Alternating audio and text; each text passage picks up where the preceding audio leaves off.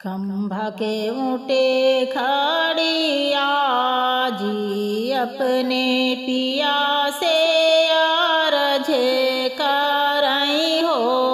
सुनो पिया सुनो पिया साहेब के अरजे वो नाऊ हो।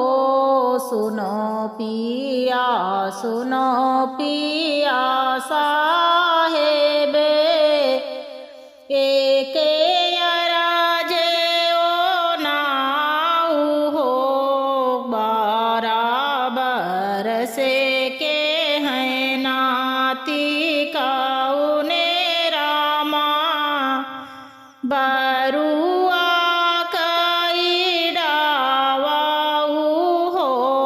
बराबर से के हैं नाती काउने रामा बरुआ कई डावाऊ हो। सुनो धाना सुनो धाना बाऊ रे बरुआ कुछ चाहई हो। सुनो धाना सुनो धाना बाऊ रे बरुआ कुछ चाही हो। चाही तो घी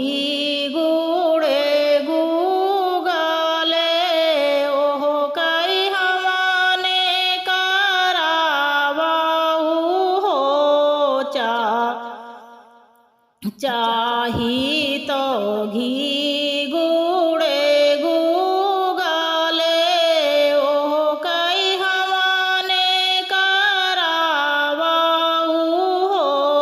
चाही तो धोतिया गऊछा दसे ब्राह्मणे भोजने हो।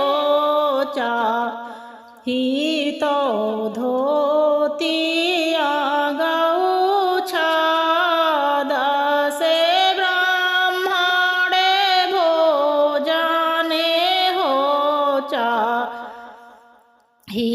तो शिष्ट के पैसा 11 बराने करावाऊ हो। चाही तो शिष्ट